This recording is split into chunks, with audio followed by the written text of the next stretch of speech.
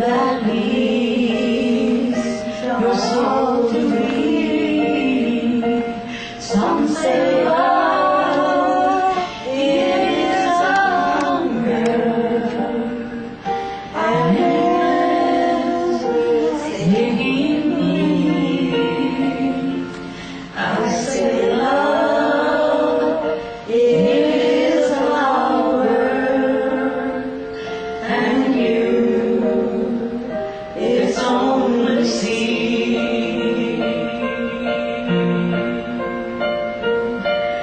It's the heart afraid of breaking that never learns to dance. It's the dream afraid of waking that never takes a chance. It's the one who won't be taken, who cannot see you feel, and the soul afraid of dying that never learns to live.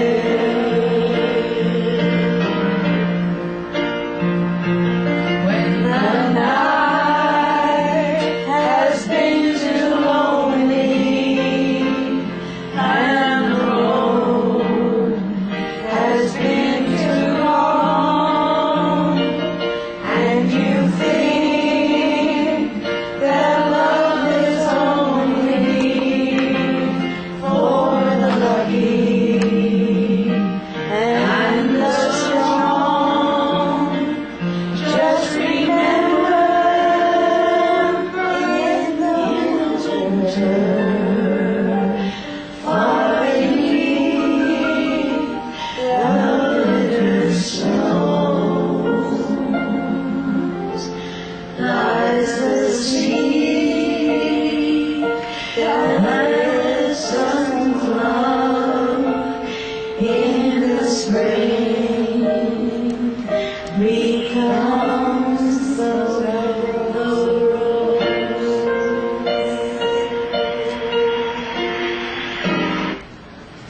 Oh, we got a standing ovation for that one. Yes. How about that? That was lovely. That was lovely. A little different than singing with Celia. Mhm. You know, I was saying last week, Catherine, Celia speeds up or slows down with us, so we sing it our way, and she speeds up.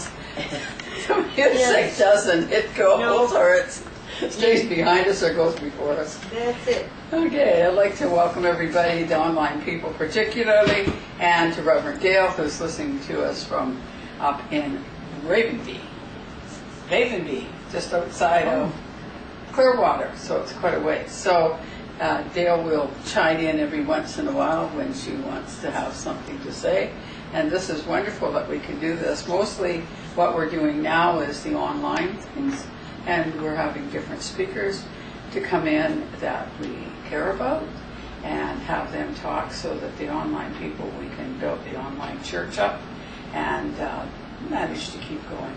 So this is great. So God loves you, Catherine, loves all the people here. So we'll give each other a hug and say, glad that you're here. Good. I'm glad you're here, Catherine. You too. Glad you're here. I'm glad you meet you. Yeah, I'm glad you got here, Lynn. Glad you're here. Yes. There you go. Thank you, darling. Yeah. And Kathy. Okay. Oh, yeah. Yeah, don't miss a minister. Oh, my goodness, I'd be careful. I'm too short. I might go around loop all day because I can't. You gotta have your K8. That would be awful, wouldn't it? Yeah. Yeah, it would be. So anyway, we have asked you to join us for the opening prayer, and then we're going to hear from Katharine. Heavenly Father, we are so glad that we are able to come together and worship and to bring the energy from the source through our body each day, each week, and especially on Sunday when we gather together and take that energy that is refilling us from all that we use through the week, and then take it and use it again to help each person that we meet. Amen. Oh, good. So everybody ready to sing another song? Woohoo, This yeah. is for Kath. Oh, yeah. Kathy said that all week she's had a song going on in her head. Oh, yeah. So this Closer is Walk with yours. Thee. So this is Closer Walk with Thee, Kathy. Fantastic. What number is that? I don't think it's in our book. Yeah, it is. Is it? Oh, yeah, there it is, number 4. Number 4. Yeah. This is Jimmy Reeves.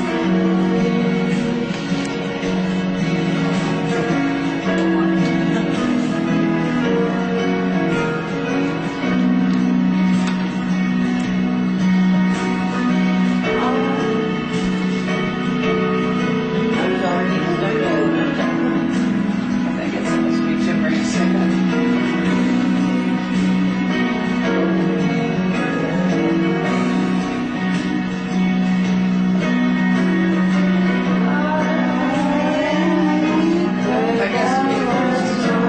I guess it's just, hold it, I'll just review this. I guess it was just instrumental, but that's all right. I thought Jim Reeves was singing it, so we'll just start it over.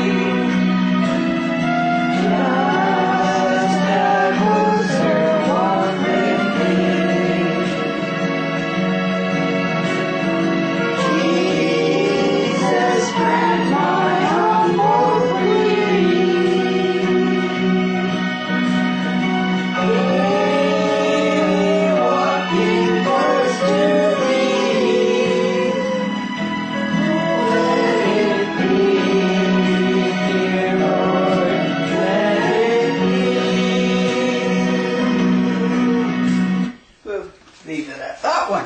Oh, boy, I think we need to practice with some of those songs. Have to have a choir practice, guys. Thursday night's choir practice. Okay. Sounds good. At any rate, I don't think we have to practice too much as far as Katharine goes, because Katharine, you've been with us many times before, and I always say that what Katharine talks to us about is what she knows, and she's gone through it and been through it, got the t-shirt for it. And so she brings a lot of her own life problem solving, let's put it that way, with the attitude, being able to have a good attitude. So Katharine, it's all yours, son. Thank you. Thank you. So I woke up this morning and seeing such a beautiful day. And I'm thinking, isn't it great to be able to wake up to the sunshine and know that it's spring. So thank you, Barbara, for asking me today. It was getting my energy going and very rejuvenating because it is the time of the spring equinox. And it started on Thursday the 20th, but it can go all week. And during that week, it doesn't matter if it's rain or shine or what it is, as long as you got that springtime going. And it's time to bring out the spring clothes. It's time to get the pedicures going, ladies, you know, for the open-toed shoes, all of that. And so I hope our days last for a long time, the same as the sunshine that we have today. So who here celebrated the spring equinox? Anybody? Yeah. I did. I have a friend that has a big yard with a fire pit. And so we went out and we had a few of us gather and we, toasted marshmallows and we, welcomed in the spring weather. And that happened to be a nice evening as well. So it's really welcoming. But I'll tell you, we've got nothing to complain about here on the West Coast. You know, I complained to my husband last week about, the rain, we're just getting so much rain. And he says, don't complain. He says, you could be in other parts of the country. My daughter, who lives in Fernie, a couple days ago, she was telling me she just got 1.5 feet of snow. Wow. Now, for me, that would be like, I'm not having that. But on the other hand, for them, it's good because they are a ski resort town. And so the more snow, the more business, the better it is for the economy, for the area.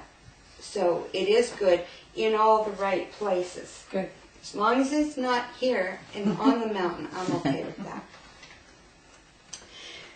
So the other part of the spring equinox theme for 2014 is it's a launch of the season of the flint season.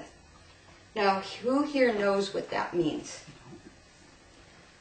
Well, I got news for you. I don't either. And I couldn't find out what it means. But I can tell you that to me, when you think of a flint, what does a flint do? Spark to light a fire. Yeah. Right. So to me, that means it's time to get that spark going. Time to get that fire going. And you're saying, but for what? What are we going to get the spark going? What are we going to get that fire going for? Well, spring equinox is a time of new beginnings.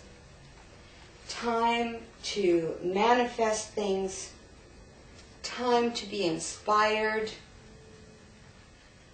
And time to make wishes.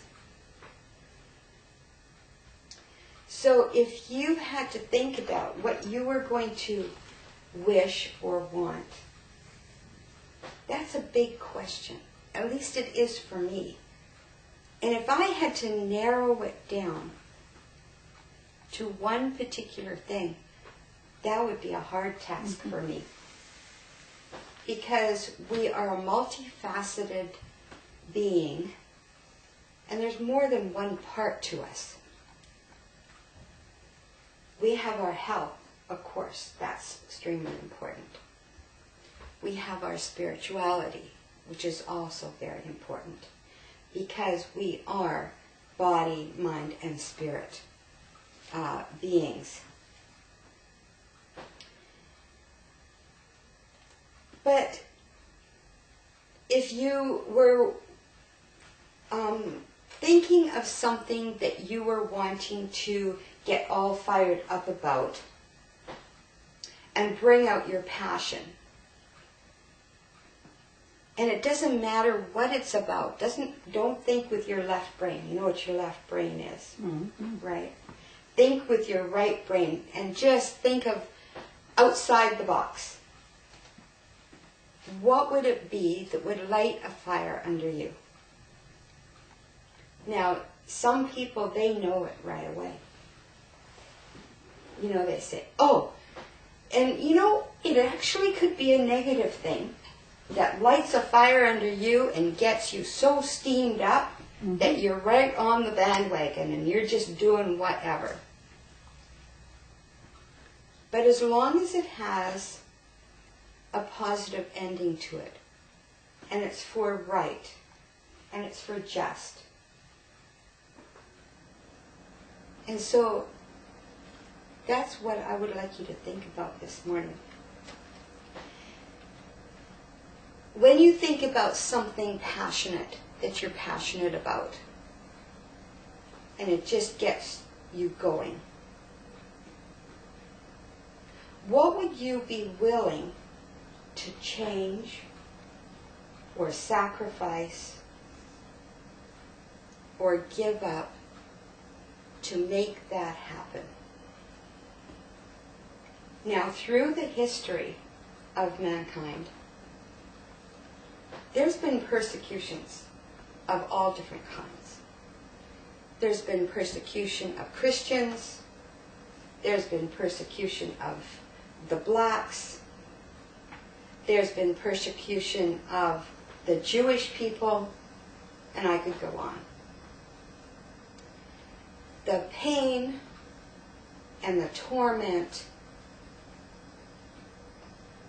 that they had to go through to get ultimately what they believe in or they're passionate about was tremendous. We generally have it really lucky here, blessed, and we have great lives here in this country. And not everyone does. They've had to fight for what they were passionate in and what they believe in. Even the simple thing like freedom. There's in some countries where women are almost like pieces of property. They have to be given permission for everything they do, everywhere they go, and be accountable every second. There's some people that fight for our country that maybe go underground, go into other countries that finding out information, and they put their lives on the line all the time. The soldiers, all these kinds of people. And that's what they're willing to sacrifice for what they believe in. The freedom of our country, of their country. And so it doesn't matter what it is that you really are passionate about or keen on. How passionate are you? And what limits are you willing to go to accomplish that and make it happen?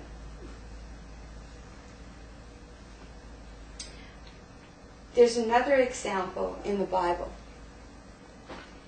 And when Jesus was about to be crucified, and Peter comes to him and says, "Oh, Lord, I will support you to the ends of the earth.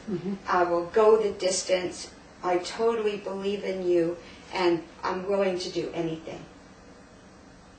Which some of us may know is not exactly the way it happened. And so Jesus turned to Peter and says, "Before the cock crows, you will deny me 3 times. So how passionate or how devoted was Peter? Not really. The first sign of trouble, he bailed. Well, obviously, that was not something that he was willing to give his all for. So, there are some things, maybe our children, if you see our children in trouble, how many help their children financially? Yeah, everybody. Right?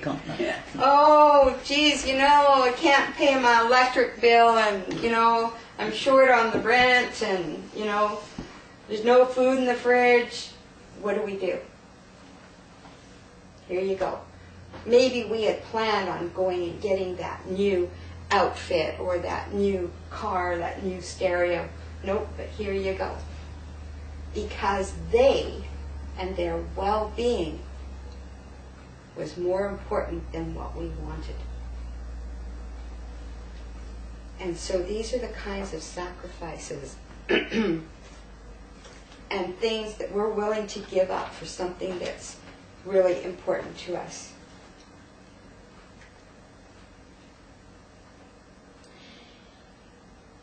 Canadians are generally known to be placid, easygoing, indifferent, apathetic kind of people. We have a reputation for not getting fired up about very much, except maybe hockey games. Isn't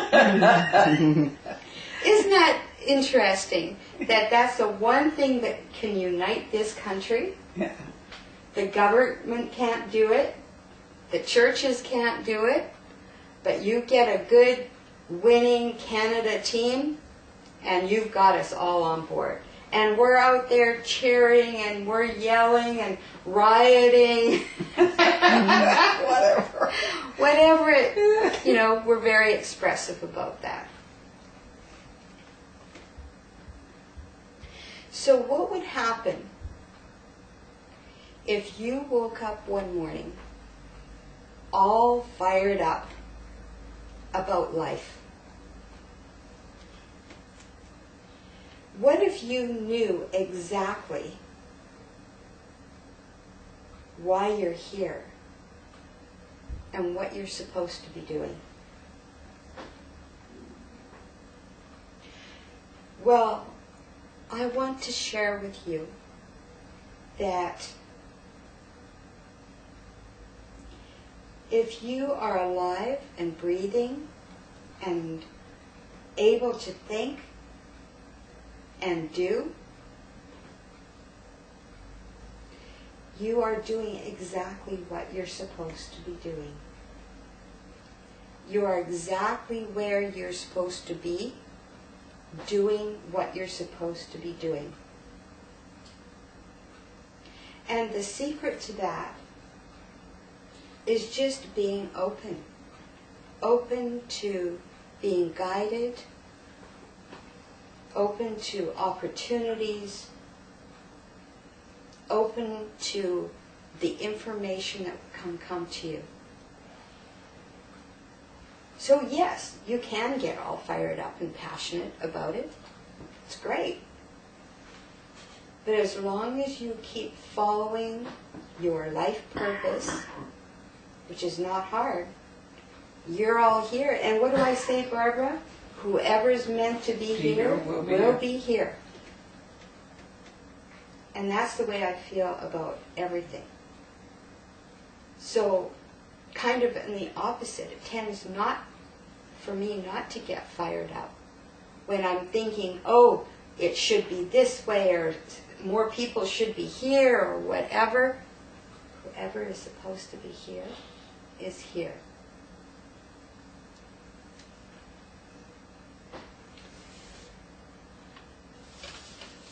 I want to tell you a little story. There was this Mexican sitting on the beach.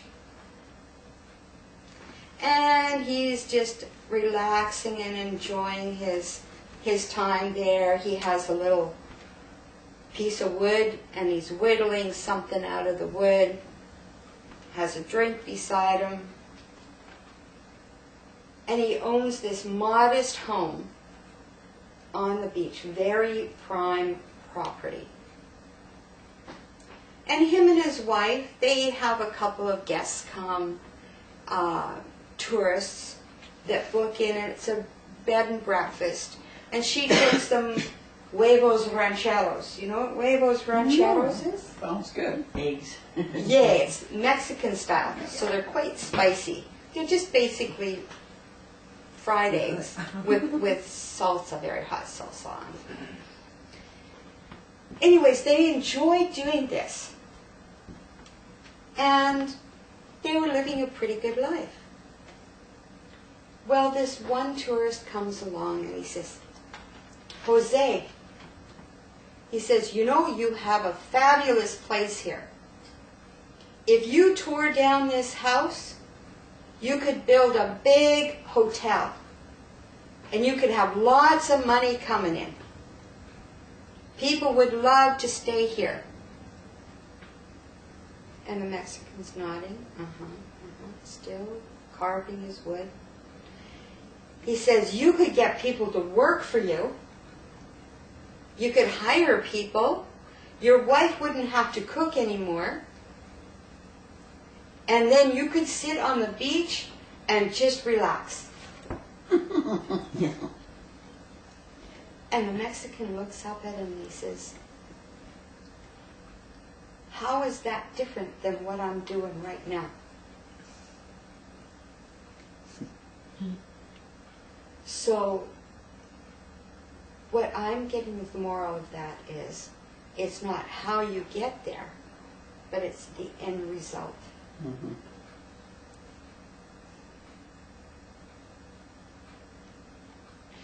So, when you have something you want to accomplish, or something that you want to have in your life, doesn't matter whether it's tangible, material, or it's something that you can't see exactly. It's making sure that the end result gives you that. And one of the things I'd like to share with you is from quite a well-known man, and his name is Usui Mikhail. Anybody recognize this name? Okay, he's the founder of the Usui method of Reiki. Wait, okay. Yes. And he has some really good quotes, but this one I'd like to share with you. The secret art of inviting happiness, the miraculous medicine of all diseases. Just for today, do not be angry, do not worry, and be filled with gratitude. Devote yourself to your work and be kind to people. Every morning and every evening, join your hands in prayer and pray these words to your heart. Chant these words with your mouth for the improvement of your body, mind, and spirit.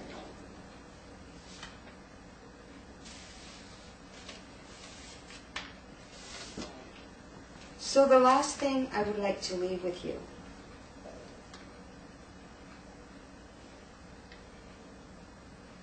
is to think about and decide what it is that means the most to you, that you would give anything for or do anything for. What makes you passionate?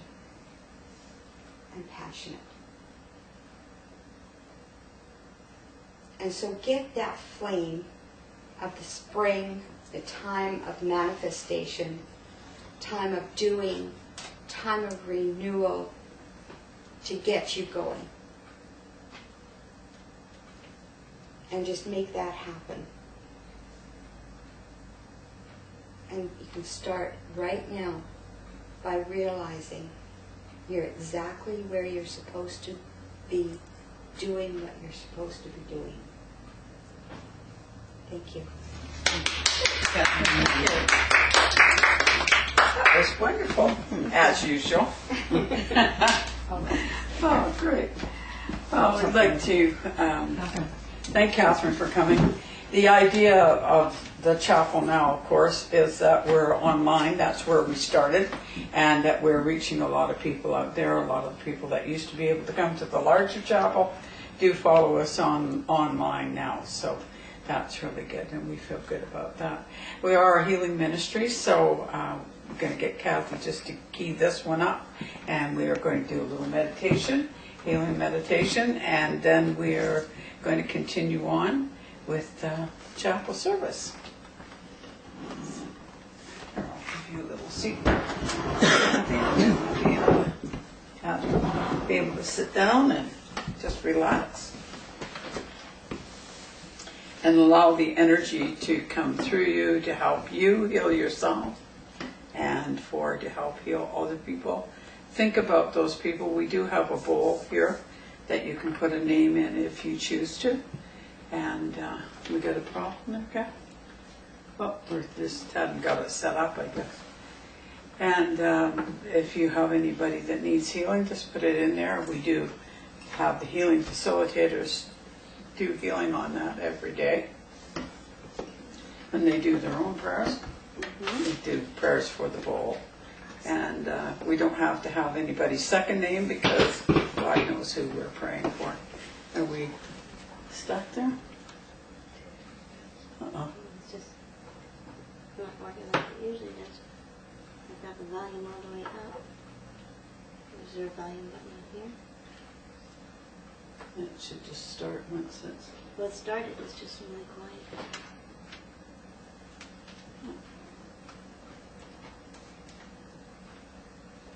I'm just wondering, is there a volume?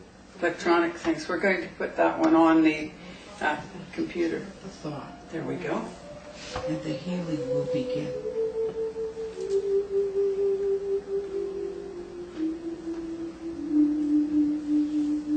Now, as we circle back, Oh, we're at the end of it. Yeah, bring it to the There we from the go. beginning. Start it over? Oh, okay.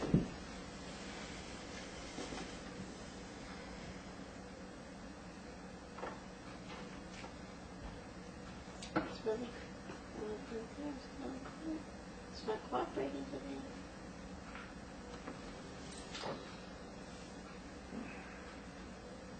Boy, I'd be lost when it comes to that type of electronics because I haven't done that much with them. I am totally electronically the challenged. Well, healing, See, it goes quiet when I bring it to the beginning.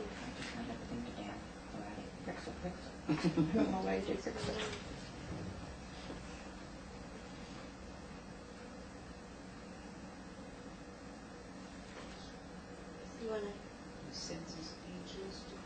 oh, we're gonna, there we go. it's almost near the end now. Got the volume completely out. No volume though, I guess. Eh? No, not unless I go to the end. I can play one of the songs on my MP3 player if you want. There we go. Can I do that? Play one of my songs on my MP3 player? Sure. Or we could do a guided meditation. It's just not loud enough. I guess now we just got the music with no meditation.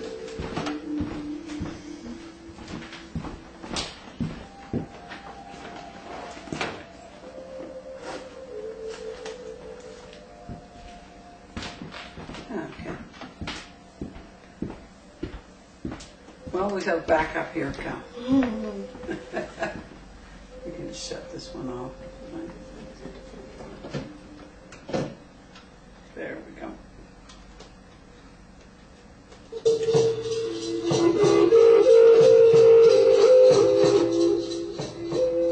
This is just music.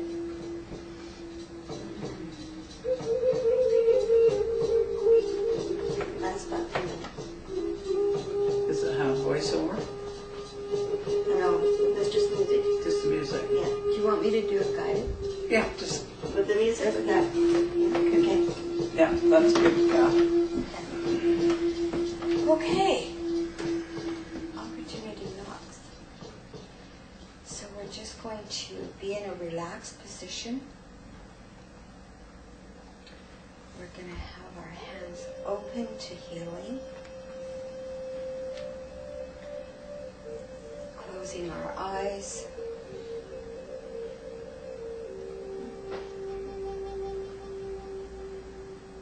Taking a deep breath. And let all our thoughts go.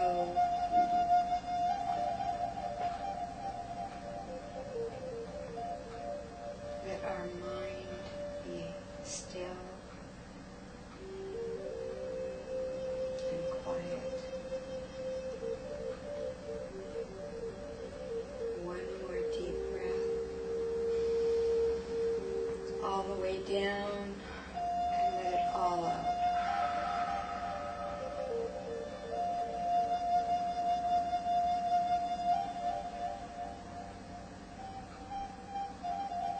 And I want you to visual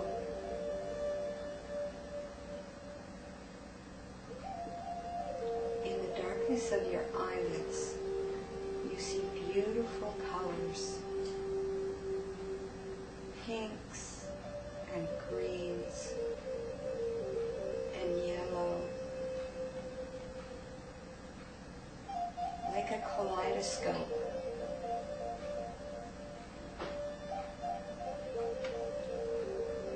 And they're floating past and taking you up, up, up to the mountaintop. And you see yourself standing on the peak. Patches of snow sparkling here and there.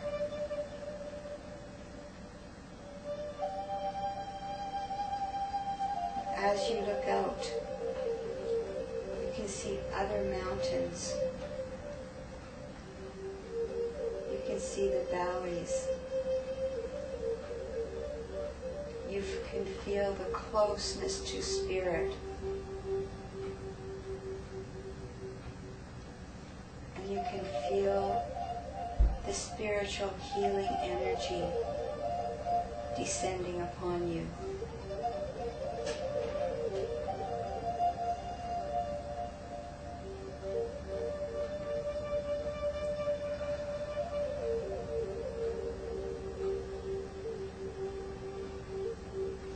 And you know that it is touching you, touching body,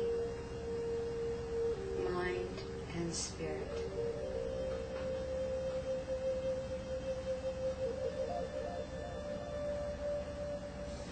You can feel the warmth of the sun.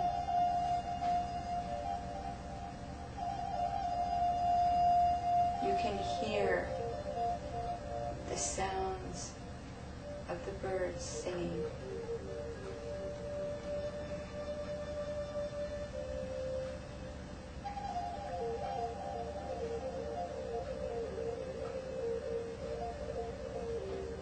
And this healing energy descends upon your crown chakra. And you can feel it entering all through your body, all through your system, bringing healing and wellness and comfort.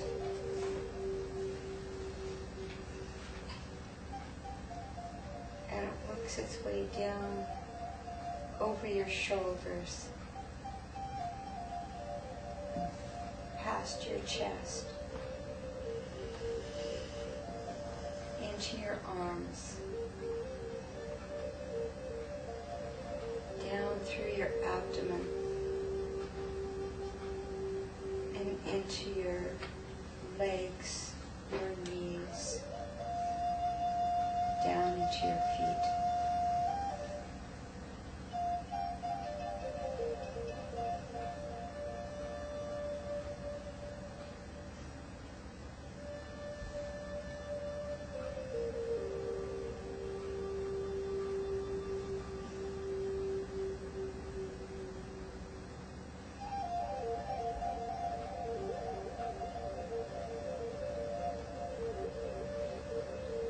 You are grateful for this healing. You are grateful for the healing energy that you feel. And you know that you will be able to take this with you.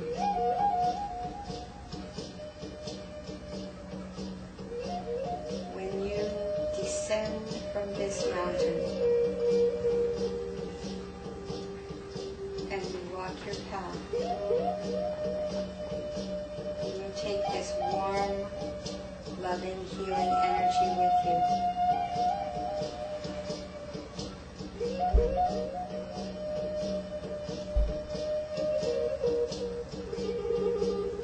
And now,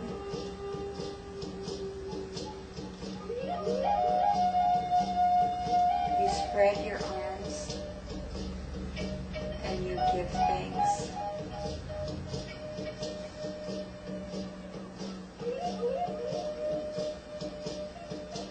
As you descend from the tip of this mountain,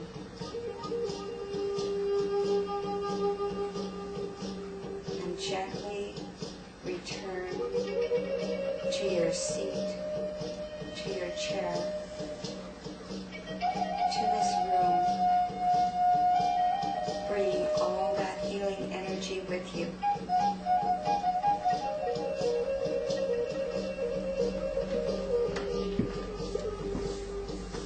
And feeling well. Namaste.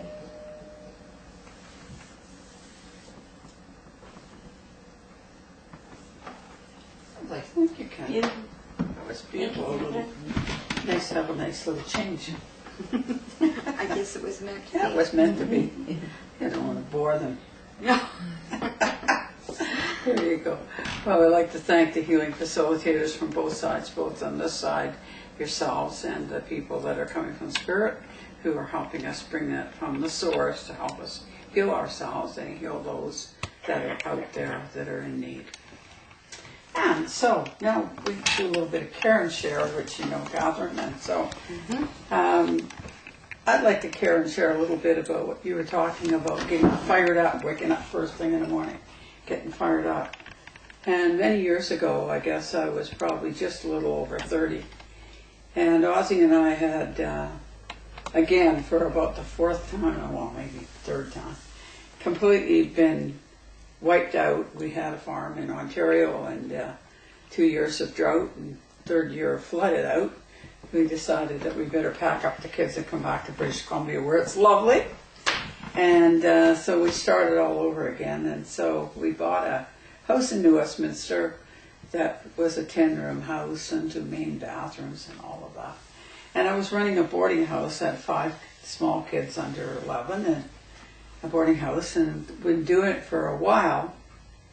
And New Year's Eve, we went to bed and got up New Year's morning. And Ozzy and I had always wanted to go back into the store business, because we had been by the grace of God fallen into a store business when we were first married. And woke up and I shook Ozzy and I said, guess what we're going to do this morning? And he said, what's that? I said, we're going over to Moody Park store and see if they still want to sell, because we'd seen the sign up in the window about 8 months before. And at that time, we weren't equipped to be able to go and do anything. He said, oh, come on. He said, how are we going to do that? I said, we're going to trade the house. Well, he thought I took leave of my senses. Long story short, we did get up. We went over, talked to the young girl that on the counter. Yes, the parents were interested in still selling. They came over and looked at our house, and I said, just pretend you're friends, though, because I have boarders and I don't want to lose them, and I'm making $400 a month with the boarders. And in the 60s, that was a fair bit of money. So that's fine and dandy. So they come over and they look at it, and I ask them if they'll trade the house. Our house being valued at $16,500 and their store being valued at $25,000. And they thought my $16,500 was a little out of line. So they said no, they didn't think so. So they left. And Ozzy just sat there and laughed. He said, "You think that they're crazy? That they're going to..." Well, they phoned the next day and offered, instead of $16,500, $16,300 for the house. And we were not aware of how desperate they were, but ended up starting in the store business. And for the next probably 7-8 years, that was that store and the second store that we took and the restaurant that we got on top of that, all from that one spark on a New Year's morning. Mm-hmm. Kind of following a dream that we had, that we wanted to go back in the store business. So, you know, you're very right, Kathy. You've got to really listen to the sparks that come first thing in the morning. And we don't even know where they come from. Well, we do know where they come from, but, you know, you think to yourself, whatever put that in my head first thing in the morning on a New Year's Day. And we know later, of course, it was all planned. That's where we were supposed to be. So, kind of interesting. That ties in a lot with what you were saying there. So that was kind of the spring of our season. And I very much believe that we have spring and fall and winter of our seasons. And we have been going through, myself personally and my husband, going through kind of a winter of our season at the moment. And people do go through winter of their season, and that's when kind of the old garden is finished. You've harvested what you could from it. You kind of look at it and say, well, what of that garden did I really like? What did I really like of that garden? I'm going to keep that. What I didn't like about that garden, I'm not going to plant again. So that's kind of what we're in now. And then the last half of winter for a farmer is planning how they're going to plant it, and what they're going to plant, and how they're going to tend it. So winter isn't really a time where you are restricted as much as it's a time to regroup and re-energize yourself. And so, as Katharine says, the spring, if winter comes, it's coming after it. We know the spring's not far behind. We just come out of a winter. Our spring is here. Our spring for our family will come, and we will then start planting for the next season, which could be 6, 7, 8 years, who knows. But, you know, everybody goes through a winter, which is tough, because you can't grow in the winter. You can't put the seed in the ground in the winter. You just kind of plan what you're going to do. And if you use it, it's good. Exactly. It's Sometimes in the winter, you may wonder, what am I supposed to be doing? Yeah. And maybe that answer is nothing. Exactly. Maybe you're supposed to be resting and regrouping and just meditating. Yeah. Rejuvenating. Yeah. And that's it. And Exactly. Sometimes that's hard to do.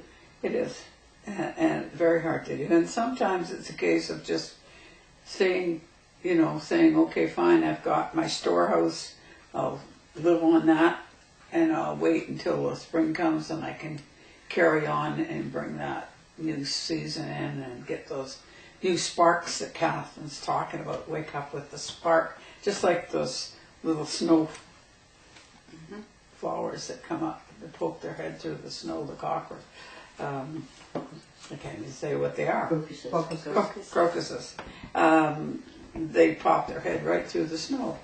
So we have that happen in our lives. So it will come up, it will pop up for you what we're supposed to do.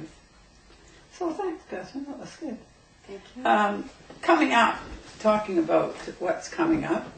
Next week, Jeannie's going to be here. Yes. Oh, yeah. And some of our other people are going to be back. Doris is going to be back from her trip. And Celia and a friend of hers are going to come because they want to see, she wants this friend to see Jeannie. Mm-hmm. So Celia's getting a bit of a rest. This is a winter for her too.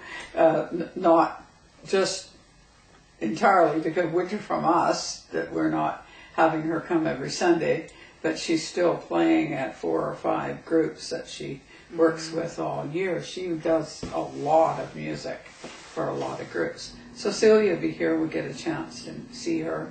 But Ted Coombs is coming on the 13th. And so I'm kind of letting everybody know ahead of time, because Ted is really an interesting man to listen to. I had him at a workshop, and, well, actually a conference, and there were 4 speakers at this conference, and we had him at the last conference too, didn't we, Lynn? But this first time I ever met him, I had him come to this conference, and there were 4 speakers. It cost $100 to come to the conference, and included your lunch and the whole thing, you know. And so you got a whole day of stuff, and so it was a fairly reasonable place to be. But people came to me afterwards and said, I'd pay the whole $100 to see Ted, just for the hour that he spoke. They would have gladly just paid their $100 to see him. And he's a psychologist, has gone through a lot of stuff himself, so he's not just a guy standing there preaching what he learned in school. He's got life skills with it too, and he is certainly a great help. And I know that when Susan, who isn't here today, but Susan was here last week, and she was saying that he helped her a considerable amount the day that he came. And we just have you guys ask him questions at the end instead of us doing clairvoyance. And that's a good opportunity to do that. So some of the people online, if you have some questions about your life, about, pathway, that things that are going on and you're hitting a dead end, maybe send us a letter and we'll talk to Ted and see if he can maybe give you a little bit of insight. So, he says he's not psychic. Yes, that's what he says. He says he's not. But he is. He's very intuitive. I don't really call it psychic, do you? I think it's intuitiveness. I think it's built in all of us. So we have to have names on it. So there's mediumship and psychic and tea leaf reader and all these things. And by the way, Katharine is one of the best tea leaf readers. There's not a lot of us around anymore. No. You and me. Yeah. Mm-hmm. And as far as I know, there's not a lot of teacup readers around anymore. And it's interesting when Katharine does some classes on that sometimes too, don't you, Katharine? Talk about how that's done and things of that nature. So, of course, keep a watch, because we are going to be going some ongoing classes. So there you go. Yeah. So now we're at the point where we're going to do some mediumship, Katharine. And we got Dale. Hi, Dale. Hi. You're going to jump in with a little message for anybody today? I don't have anything yet. Okay, well, we'll just keep talking and then we'll get back to you and we'll get the message to you too. So Okay. I'll let Katharine go first and then we'll see what goes on. Okay. All right.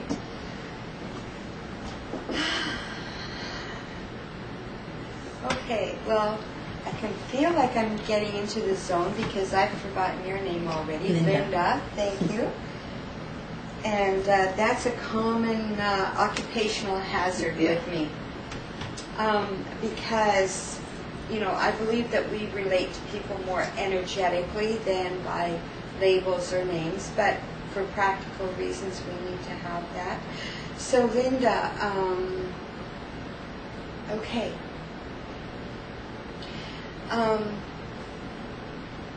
I am sensing a man around you in spirit, and I feel this would be Father. Father in spirit? Yes? Okay. But I also want to say that you have a son as well? No son. Son-in-law? I'm getting a young man that lives somewhere else from you. Is he passed on? No, he's still here.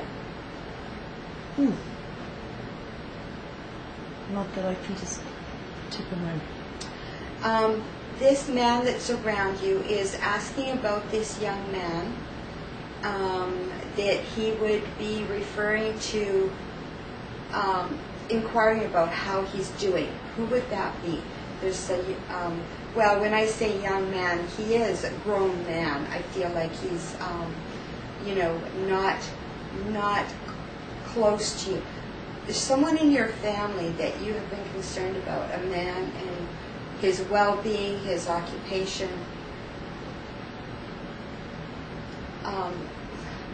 Would be like a son. Could possibly be a nephew? Well, it could be my brother-in-law. Okay. This man is like having some problems right now, some trouble. I want to say making a living, getting along, keeping things together. Do you understand this? Okay. No, Yes. a nephew. Oh, nephew. Okay. A nephew. Okay, thank you. And so this gentleman is inquiring after him, how he's doing, because you do keep in touch with his family and inquire about him. But he doesn't live close here. No, He lives somewhere else. Saskatchewan, yeah. Thank you. So he's having a tough go of it right now. And, okay. It's partly for circumstances, I want to say circumstances, and partly of his choices. Do you understand this?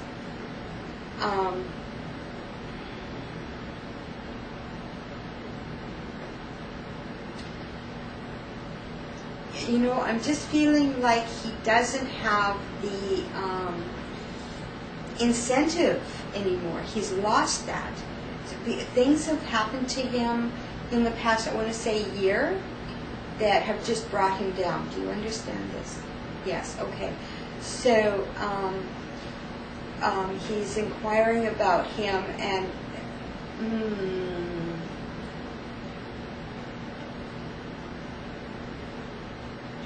this gentleman here is saying he should be sent to some kind of training. I want to say like I want to say a military training, but he needs help, he needs discipline, he needs guidance. That's what I'm feeling for him. Do you understand what I'm saying? Okay. And so this gentleman is saying that would be a good idea. Okay. I know sometimes it's not our place to say these things, but maybe you can say, well, you got a message from him and say, what about this? Okay. Can I leave that with you? Pardon? I'll leave that with you. Thank you very much. You're welcome. You're welcome. Okay.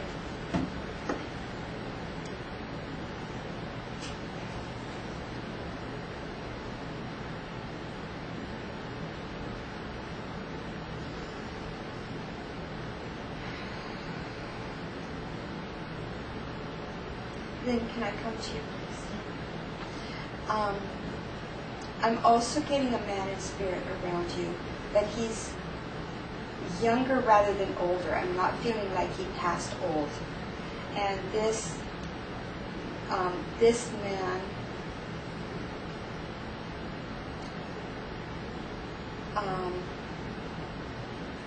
I got to be honest with you, I'm seeing him wear it in a black leather jacket. Does this make sense to you? Because I'm feeling like he wasn't